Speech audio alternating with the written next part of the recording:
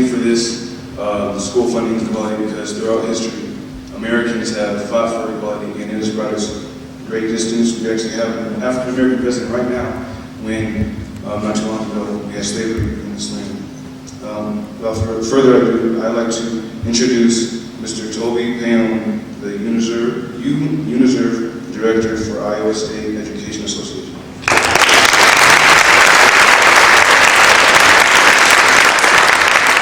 First of all, good afternoon, and thank you for everybody for being out here. And I would, on behalf of the 1,000 members of the Davenport Education Association and the 34,000 members of the Iowa State Education Association, I would like to thank Dr. Tate for his courageous stand the other night, and particularly the students who are not only in this room, but were there at the Legislative Forum on Saturday, standing right in front, showing those legislators they meant business when it says, "I'm worth less." I really want to thank them.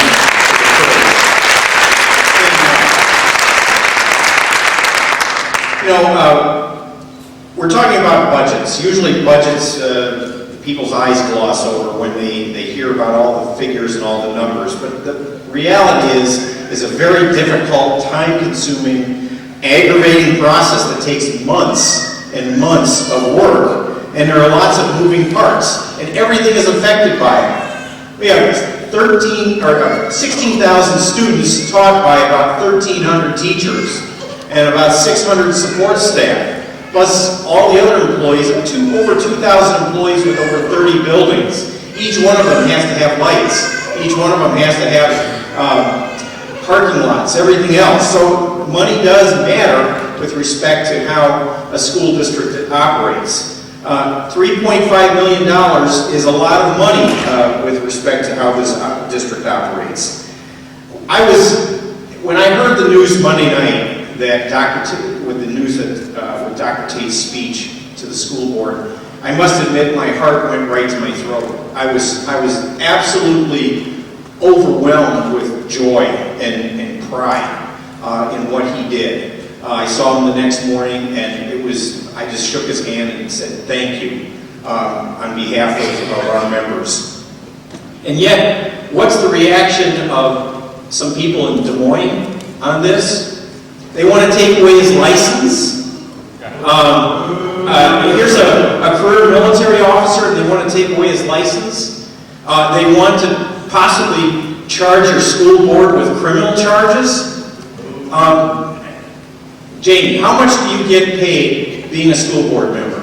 With the dental plan or without? Without. Or with? Zero. Zero. So what kind of a criminal is this, okay, folks? They get paid nothing, and here they're possibly going to have criminal charges filed against them for basically taking a stand for kids. That's ridiculous. It is ridiculous.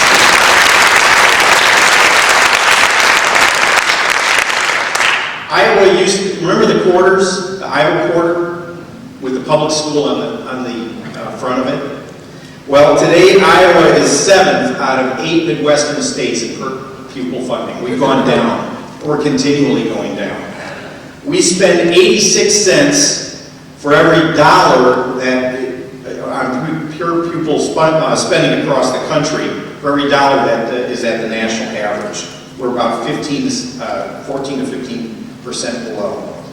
You heard Mayor Gluba talk about writing to legislators. On the table where you've got these t-shirts, there's a list of legislators that we're asking you to contact. You can contact them via email, telephone, passenger pigeon. It really doesn't matter how you contact them. I ask that everybody in this room contact those legislators and tell them we want supplemental state aid. We want that bill, I think it's 1254, to be passed this legislative session so all kids across the state of Iowa have an equal shot at a quality education. So contact your legislators. Thank you again, and again, thank you, Dr. Tate, and the members of the board for your courageous stand. And I could not be more proud of them. I'm really proud of a district that can accomplish even without any adequate funding. But I'd be even prouder to be part of a district that fights for the adequate funding. I'd be even prouder to be part of a district. I'd be even prouder to be part of a district that fights and wins and succeeds in getting adequate funding. So I think that if you reach out and you speak to your legislators and you speak to your representatives, I think that this is what government's about, right? You're supposed to have a voice in your government. You're supposed to be able to speak to your government. So take that right, take advantage of it. And I mean, if no one talks, no change is made. So I'd like to thank those of you who have already reached out to legislators. I thank those of you who are in support of us, and I'd like to implore every other one of you to do so. So thank you. I came up here to accomplish a job, and I forgot to accomplish the job. I'd like to present Board Member Richard McClewell. Thank you.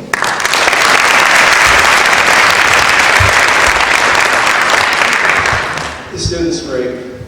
I wish I could have done that when I was in high school. I don't think I would have gotten where we'd all have done it. On behalf of the Legislative Advocacy Committee, I'd like to thank all of you for sharing your time with us this afternoon, sharing our passion, which we hope will be your passion as well, and you're here, so I assume that it is.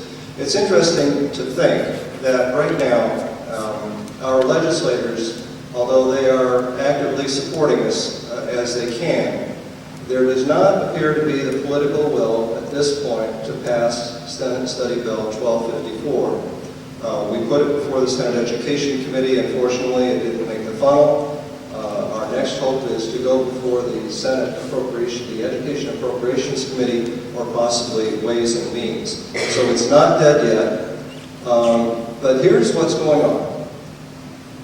The legislature by themselves will not pass this bill. Only with the support of people like ourselves. The students great. I wish I could have done that when I was in high school. I don't think I would have gotten where we'd all have done it.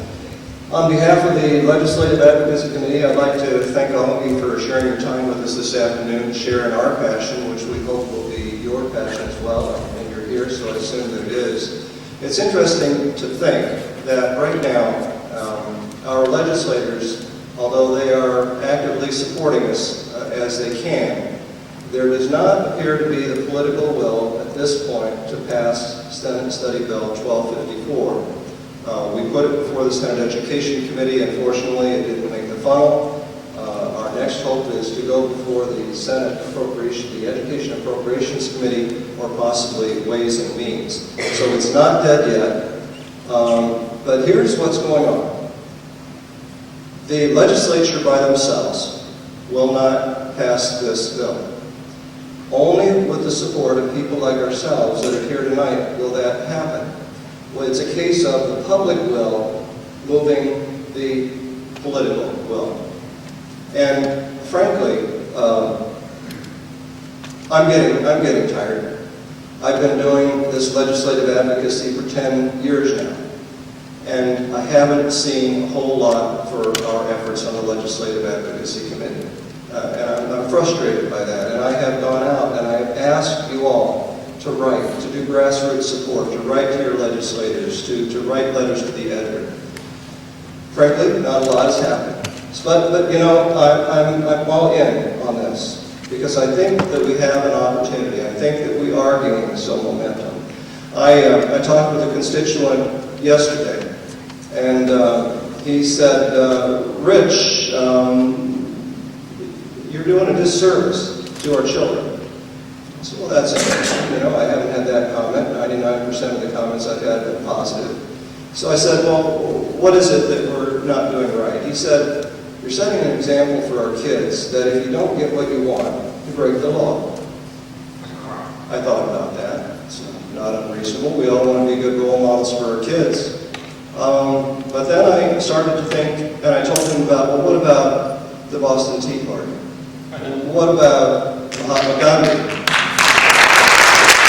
What about Martin Luther King? And even I've been reading Civil Disobedience by Henry David Thoreau. There is a time when civil disobedience is in fact, the most recent case of that civil disobedience, or close to it, is when we've been taking bus trips to Des Moines for the last 10 years, taking our students down to meet with the governor and legislators.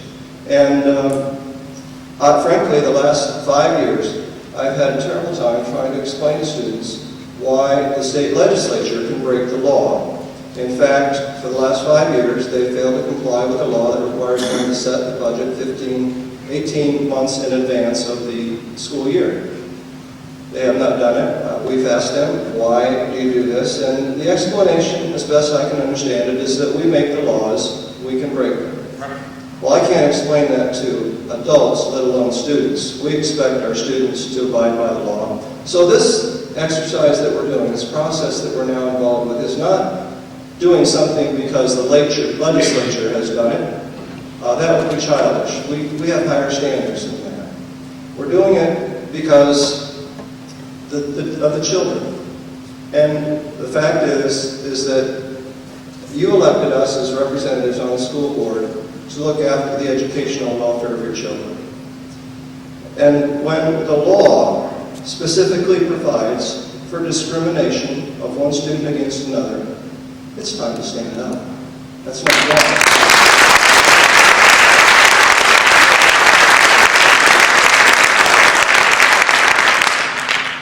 So we have a superintendent who has vowed to break the law if necessary. We have a board that has offered to support him in that. We've had the Department of Education that has sent a shot over the bow that school board members are in dire straits of being criminally prosecuted.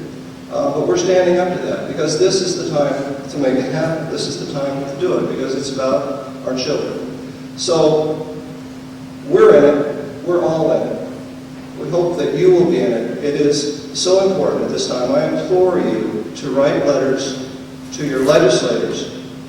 Write letters to the editor, the Quad City Times, or whatever paper wherever jurisdiction you may happen to live in. Write those letters and talk about the personal experiences, the personal hurt that you have from being inequitably treated, by being told that you're worth less than another student. And I guarantee you that our students, Ezekiel, Emily, and Anthony, are worth no less than any other student. So if our students would stand up at this point, let's give them a round of applause.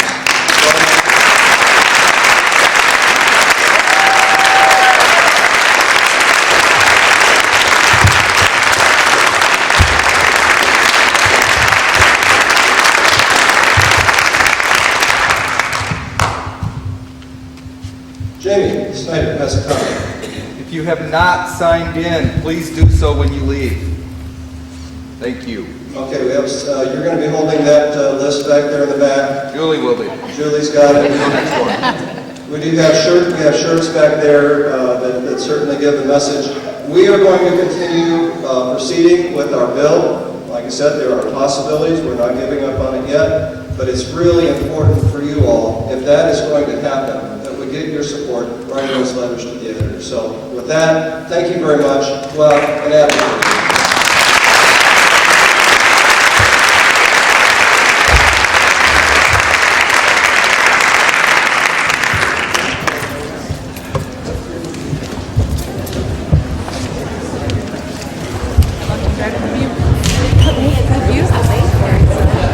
Versus 2 weeks ago.